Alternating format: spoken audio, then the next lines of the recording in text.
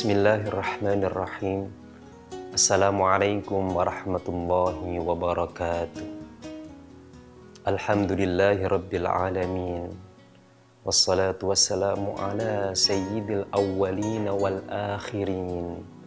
Nabiyyina Muhammadin wa ala alihi wa ashabihi ajma'in. Amma ba'd. Polestiar TV yang berbahagia, dimanapun Anda berada, alhamdulillah kembali kita mengkaji dan mengaji di program kesayangan kita, Titian. Sebagai manusia, tentu tak mungkin terhindarkan dari salah. Sebagai manusia, tentu tak mungkin terhindarkan dari dosa. Makanya dalam bijak bestari Arab, wa ma summiyal insan illa linasyi. Tidaklah disebut manusia itu insan kecuali karena dia sering lupa. Atau dalam bijak bestari yang lain, al-insanu mahallul khata' wan nisyan. Manusia adalah tempatnya lupa dan tempatnya salah. Tentu seluruh manusia, kecuali para nabi dan rasul yang memang dianugerahi oleh Allah al-usmah atau al-ismah, bentuk proteksi khusus dari Allah untuk para nabi dan para rasul. Tapi kita sebagai manusia biasa, tentu potensi bersalah, potensi berdosa itu tetap saja mungkin terjadi. Lalu bagaimana ketika kita menyadari betul akan kesalahan itu? Yang pertama yang tentu harus kita pegang adalah kita harus optimis dan yakin bahwasanya itu ampunan Allah teramat luas. Ampunan Allah teramat luas. Dialah Allah mengenalkan zat-Nya sebagai Al-Ghafur, yang Maha Mengampuni. Dalam Al-Quran surah Yusuf ayat 87, ketika Nabi Yakub berwasiat kepada putra-putra beliau, wala tai'asu mir rauhillah. Wahai putra-putraku, janganlah kalian itu berputus asa dari rahmat Allah. Janganlah kalian itu berputus asa dari belas kasihan, kasih sayang Allah Subhanahu wa ta'ala. Di surah Az-Zumar ayat 53, Allah juga berfirman, la taqnatu mir rahmatillah. Janganlah kalian itu berputus asa dari rahmat Allah. Dua ayat tadi itu adalah perintah kepada kita, bolo semua, bahwa apapun kesalahan, apapun bentuk pelanggaran yang kita lakukan kepada Allah, tetap kita harus optimis dan yakin bahwa Allah itu Maha Pengampun. Dan supaya Allah mengampuni, kita pun juga harus serius mengakui dosa. Kemudian kita pun juga harus serius tidak mengulangi dosa yang sama. Dan kita juga harus serius untuk berniat memperbaiki diri terus saleh. Kali ini akan saya sajikan sebuah hikayat, sebuah kisah dalam kitab Al-Mawa'id Al-Usfuriyah karya Fadilatul Syekh Muhammad bin Abi Bakar, atau yang lebih populer dengan Imam Al-Usfuri. Ada satu kisah di era Nabi Musa. Suatu ketika Nabi Musa itu mendapatkan informasi dari Allah Subhanahu wa Ta'ala. Dan sebagaimana kita tahu, sebagaimana tersebutkan dalam surah An-Nisa ayat 164,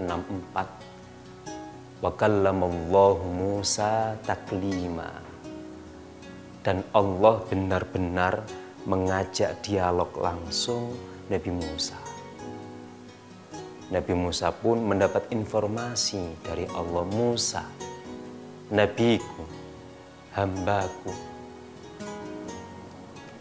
ada jenazah tergeletak di satu tempat sampah, dan aku perintahkan engkau untuk merawat jenazah itu sebagaimana layaknya jenazah orang yang beriman. Baik Allah. Nabi Musa pun kemudian menggali informasi lebih lanjut kepada para kaumnya. Wahai umatku, adakah kalian yang tahu bahwa ada sosok jenazah yang tergeletak di satu tempat sampah? Ternyata banyak yang tahu, bolo. Oh iya Nabi, kita tahu yang meninggal itu siapa. Baik, antarkan aku ke sana, kata Nabi Musa. Baru saja Allah menginformasikan kepadaku dan menyuruhku untuk merawat jenazah itu. Diantarkan Nabi Musa sama kaumnya menuju satu titik di mana jenazah itu tergeletak dan di tempat sampah. Berangkat ke sana, didapatilah jenazah. Nabi Musa kemudian tanya kepada orang-orang, kenapa kalian tidak memperlakukan jenazah ini selayaknya sebagai jenazah manusia? Kenapa malah engkau geletakkan di satu tempat sampah? Dijawab sama orang-orang, gini Nabi, orang ini tuh waktu hidupnya itu gak ono api iblas lah, elek tok, mangkelno wong tok. Jadi begitu dia pun meninggal, tak satu pun di antara kita yang bersedia untuk merawat jenazahnya sebagaimana manusia mukmin pada umumnya. Nah, ini kemudian Nabi Musa agak serius. Sabar sih bolo ya. Jadi Nabi Musa setelah mendapat jawaban itu ini menjawab agak serius. Jangan kemana-mana bolo. Akan kita lanjutkan.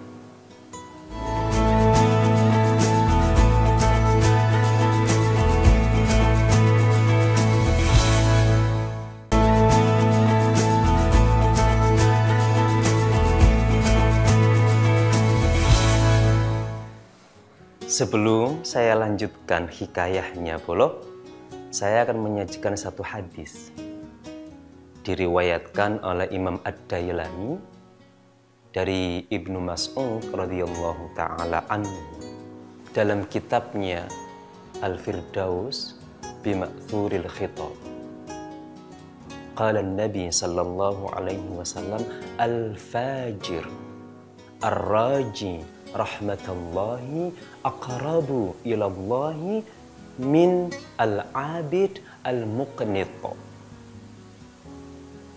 Seorang pendosa, Nabi bersabda di hadis tadi, seorang pendosa yang senantiasa mengharapkan kasih sayang Allah, belas kasihan Allah, rahmat Allah Subhanahu wa ta'ala, itu jauh lebih dekat kepada Allah daripada seorang ahli ibadah tapi dia berputus asa. Al-fajir ar-raji rahmatullahi aqrabu ilallahi min al-abid al-muqnit. Nah, kita lanjut ke kisah tadi. Nabi Musa tanya, kenapa sih kalian itu kok nggak merawat jenazah ini itu selayaknya jenazah pada umumnya? Dijawab, orangnya itu loh Nabi selama hidup itu gregetno, melakukan pelanggaran, maksiat, garai mangkel tonggo. Wes pokoknya dalam pandangan kami si fulan ini elek tok, gak ono apike. Karena itulah kemudian kami, tak satu pun dari kami bersedia untuk merawat jenazahnya. Ini Nabi Musa, loh kalian ini bagaimana? Meskipun demikian, tetap jika mendapati manusia atau jenazah, maka rawatlah selayaknya jenazah manusia. Sekurang-kurangnya dikuburkan. Dan baru saja Allah memerintahkan saya untuk merawat jenazah ini. Untuk memandikan, untuk mengkafani, untuk mensalati, untuk kemudian dikuburkan bersama-sama.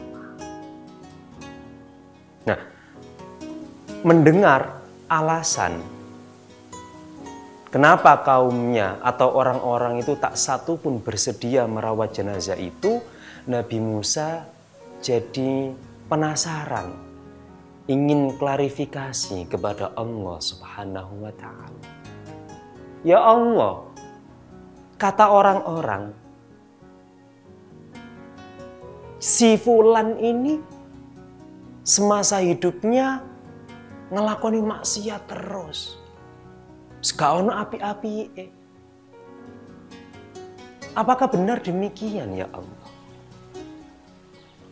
Nabi Musa kan dianugerahi oleh Allah bisa komunikasi langsung dengan Allah. Allah pun menjawab, Shadaqa qaumuka ya Musa. Benar Musa. Yang dikatakan orang-orang itu tentang si fulan itu benar semuanya. Tidak ada yang salah. Ya, memang si fulan almarhum itu semasa hidupnya lebih banyak prestasi buruknya daripada prestasi baiknya. Hanya saja, ketika dia hendak meninggal, dia mengucapkan atau memohon 3 hal, yang mana 3 hal ini jika dimohonkan oleh siapapun, maka aku akan kabulkan permohonannya. Oh, mendapat informasi dari Allah demikian, Nabi Musa semakin penasaran. Ya Allah, apa 3 hal tadi? Begini, Ana arhamur rahimin. Saya adalah zat yang maha penyayang dari orang-orang penyayang manapun. Ketika si fulan ini meninggal, dia memanjatkan 3 permohonan. Yang pertama, Ya Rabb, annaka ta'lamu minni anni kuntu artakibul ma'asi walakinni akrahu al-ma'siyya fi qalbi. Ya Allah, panjenengan tahu kalau saya itu pelaku maksiat kondang. Namun panjenengan juga tahu ya Allah, kalau sesungguhnya saya dalam hati itu tidak pernah menyukai sedikit pun kemaksiatan. Dan kenapa saya bisa terjerumus ke dalam kemaksiatan, ya Allah? Karena saya terikat oleh 3 hal. Pertama adalah an-nafsu dalam diriku, ya Allah. Yang kedua, ar-rafiq as-su. Kebetulan, ya Allah, saya punya beberapa teman dekat yang tidak baik. Dan yang ketiga, ya Allah, tentu ada peran syaitan di sana dalam rangka menjerumuskan saya. Permohonan pertama, ya Allah, sesungguhnya panjenengan tahu saya itu melakukan maksiat. Dan panjenengan itu juga tahu bahwa dalam lubuk hati saya yang paling dalam, saya itu tidak pernah menyukai kemaksiatan. Itu yang pertama. Yang kedua, Musa, yang dimohonkan oleh si fulan yang kedua adalah, ya Rabb,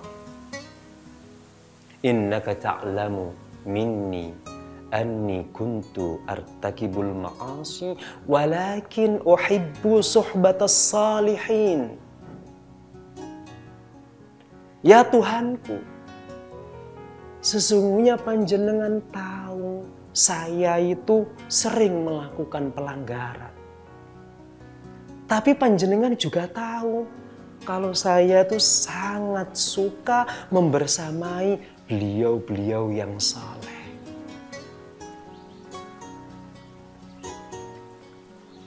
Permohonan yang kedua. Yang ketiga, ya Rabb, inni uhibbus salihin.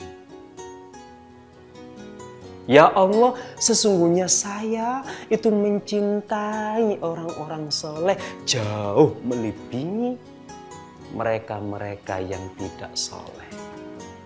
Dan panjenengan tahu itu, ya Allah. Hatta lau istaqbalani rajulani salih wa talih laqaddamtu hajatas salih ala talih.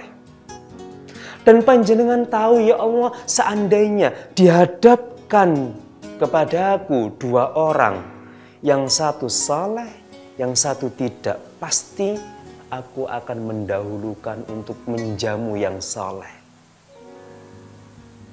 3 permohonan tadi.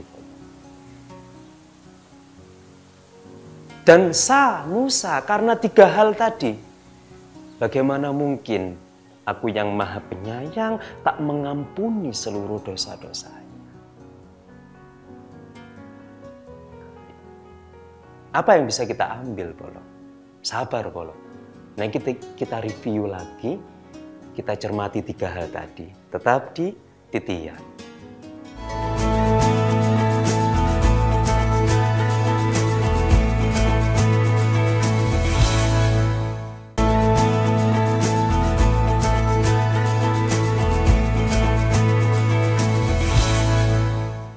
Baik, Bolo, kita lanjutkan di program kesayangan kita, Titian.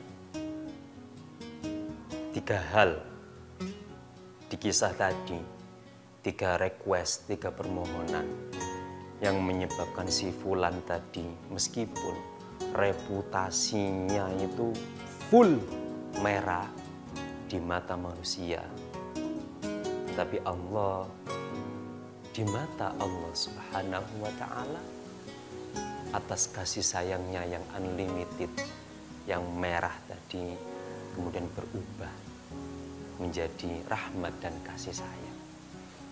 Yang pertama adalah bahwa si fulan mengaku melakukan dosa, tapi sesungguhnya dalam lubuk hati dia yang paling dalam, dia tak pernah menyukai dosa.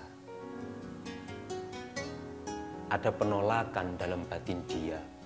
Sekalipun kenyataannya pun dia terjerumus oleh 3 hal yang tak terhindarkan. Nafsu, teman sejawat, yang tidak baik, lingkungan, dan kemudian godaan syaitan. Dia akui itu semuanya. Dalam lubuk hati yang paling dalam, dia tak pernah menyukai maksiat. Yang kedua, dia sekalipun bermaksiat, tapi sangat mencintai untuk duduk bersama orang-orang yang saleh, untuk sowan kepada beliau-beliau yang saleh. Yang ketiga, si fulan tadi mengakui di hadapan Allah,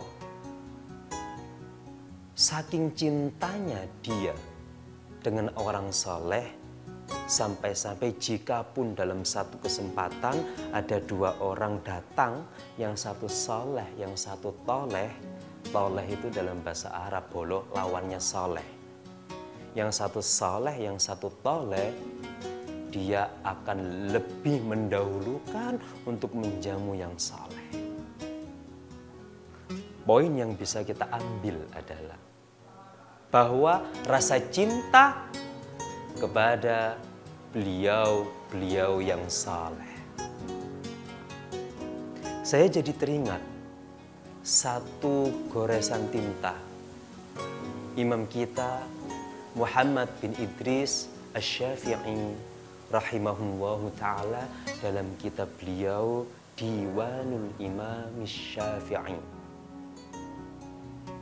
Sang imam dalam goresan tintanya menulis, uhibbus salihina walastu minhum la'alli an anala minhum asy-syafa'ah. Kata Imam Syafi'i, aku sangat mencintai beliau-beliau yang saleh, sekalipun diriku sendiri tidak termasuk yang saleh. Mudah-mudahan barokah dari kecintaanku kepada beliau-beliau yang saleh ini, aku nanti akan mendapatkan syafaat. Coba boleh, imam kita Asy-Syafi'i rahimahullahu ta'ala saking tawaddu'nya, sebagaimana kita tahu beliau adalah seorang imam yang alim, yang produktif, allama. Tapi beliau, uhibbus salihin, aku mencintai orang yang saleh, meskipun diriku tidak termasuk mereka yang saleh. Mudah-mudahan dari kecintaanku ini, aku akan mampu memperoleh syafaat. Titik poinnya bolo, dari kisah tadi, jenazah yang tergeletak di tempat sampah di era Nabi Musa dan goresan tinta Imam Asy-Syafi'i, artinya bahwa seburuk apapun tetap optimis kita mampu menggapai rahmat Allah. Harus tetap optimis kita mampu mendapatkan ampunan dari Allah Subhanahu wa ta'ala.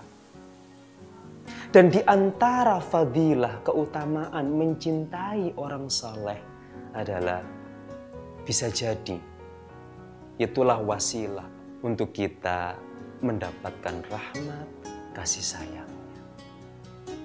Begitu Polo ya. Tetap optimis Polo, yakin bahwa Allah itu Al-Ghafur, Allah itu Ar-Rahim. Dan akui kesalahan, serius. Dan harus beriktikad tidak mengulangi kesalahan yang sama. Dan harus beriktikad untuk memperbaiki diri. Terima kasih telah menyaksikan Polo. Semoga bermanfaat. Ihdinas siratal mustaqim. Wassalamualaikum warahmatullahi wabarakatuh.